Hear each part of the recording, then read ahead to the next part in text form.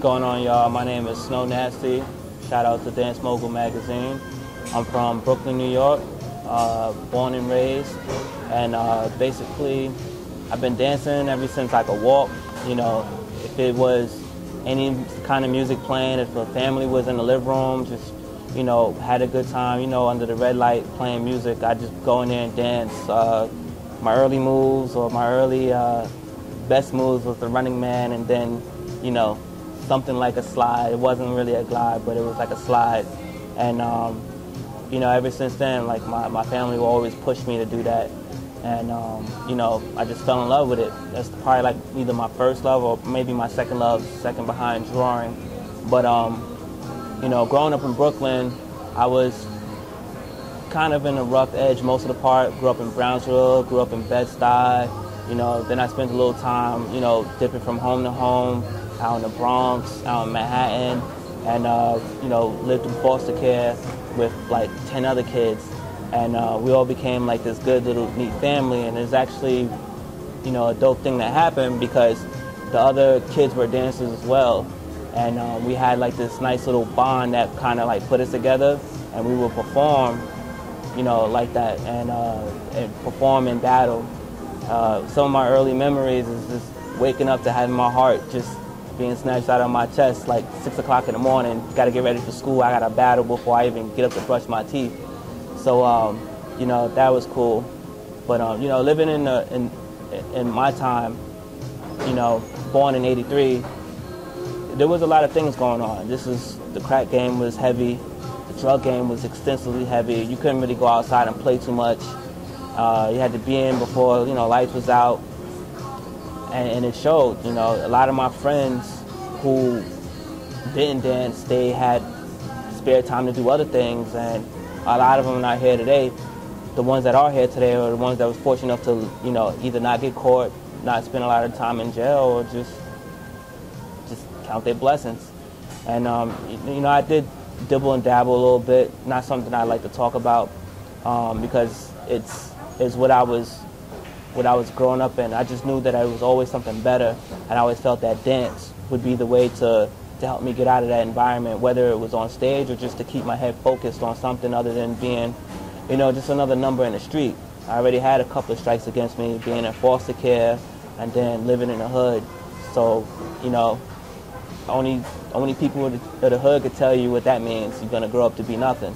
And with me being 28 now, growing up to be nothing is something I never had plans on being, and I actually do a lot of something, so it tells you where that is from. But when it came down to the dance thing, I've been around for a while. I've been around from the New Jack Swing era, doing choreography on stage as a participant, not teaching anybody, obviously, performing for the local block parties. I even got so big as dancing with the National All-Stars, and performed on stage at Radio Music Hall. That's probably like the biggest highlight of my thing. Was in a couple of videos of artists, of the slew of artists that was in the 90s that kind of got canned. So like, you know, Lil Vicious had songs, and some of the versions of his songs didn't make it out, and some of the videos didn't make it out, as well as like 702 and a couple other groups. I forget this one group, but they're from Connecticut. I was in one of their videos, and they were signed to Sony, but they didn't get pushed out. And you know, when I started getting serious about dancing, it was the era that was coming to a close with the whole b-boy / popping thing in New York City. And there was a new thing growing up. There was a new thing coming out. It was a new mixture of dancing.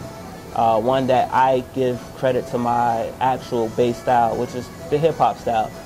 And the hip-hop style got really big in '92, and a lot of videos that you see from like '91 to about '97, if there was a New York artist or even some of the West Coast artists, you'll see that the style of dance that they do was all based on that. And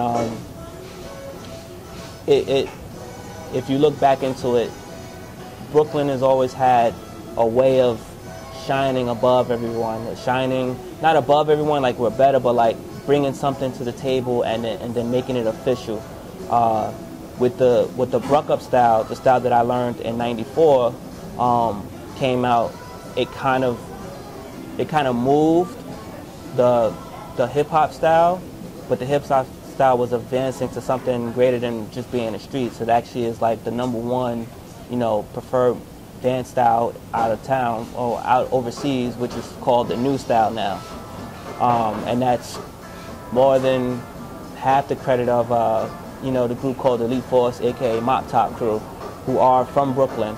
And like I said, back in '92, this was the beginning of everything. The pop, the lock-in, the dancing on the floor, the recreation of the house style, the extra energy in the house style. All the house dancers that are over like 35 right now probably were hip-hop dancers from 90 to 95. And those guys, they're kind of hard to track down to get information from, and a lot of them don't even like to talk about that little time period, but it was a great time period. I had fun. But getting into the Bruck-Up style, when it came to me in '94, I learned it from a guy, a close friend of the family named Carl, and he's from Jamaica. And when he brought it to me, he taught it to my older brothers, and I wasn't really directly taught by him. I would sneak up, watch them dance for like 5 seconds through the back stairwell, and then I would go get my brothers and be like, yo, we gotta go eat. So those little things that I would like learn just by watching for like 5 minutes, 10 minutes at a time, because you don't want to wait too late, then I get in trouble.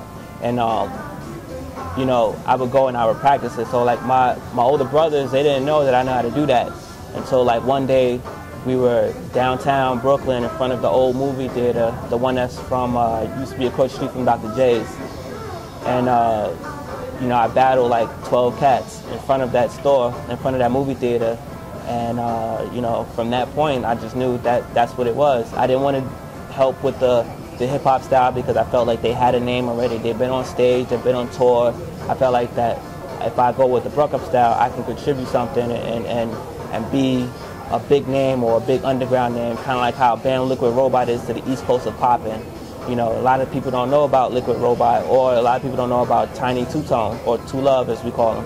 And those guys are very instrumental, and I wanted to be the same way, but just in the Bruck-Up era. It got big quick.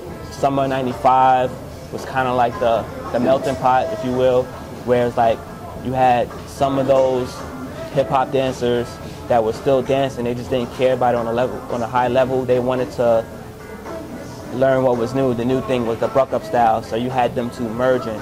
If you look at any dancers from Canarsie, Crown Heights, East New York, Flatbush, of course, you'll realize that the way they move is a mixture between the two styles.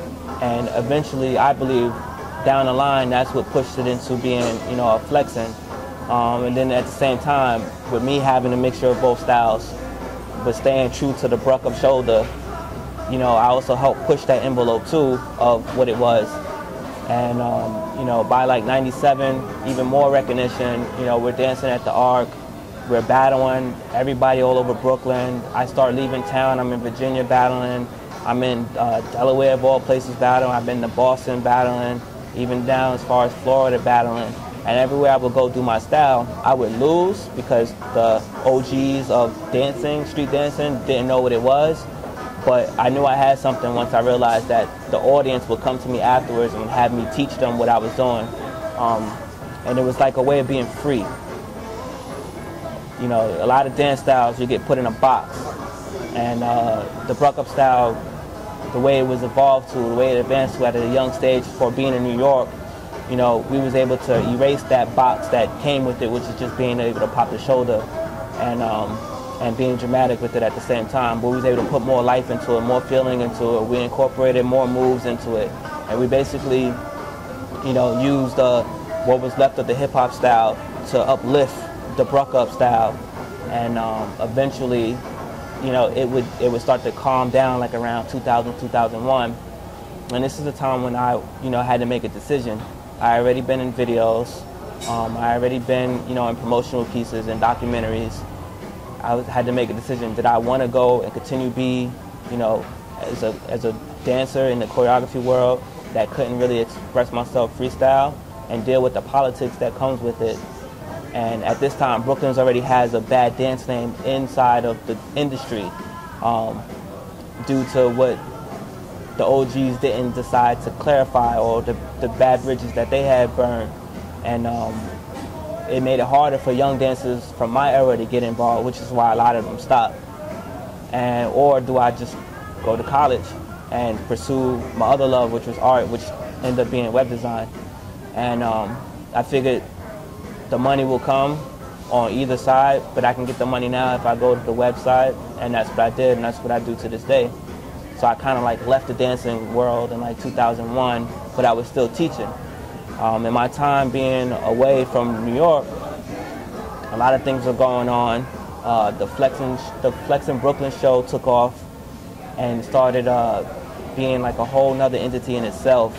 You know, you had those guys that was on that show that helped push the way of a new movement that became what it is today, which is the flexing style, which at the base of it is the bruck-up style. Any of the original flex dancers are bruck-up dancers. I don't care what you say. I don't care how you look at it. When they dance, just watch their shoulders. That's all I got to tell you. And, you know, a lot of them introduce, you know, reintroduce tutting and all that other stuff. But if you know your real history, tutting was kind of introduced to the whole bruck-up dancers back in '97 at the African Day Parade at Boys and Girls High School.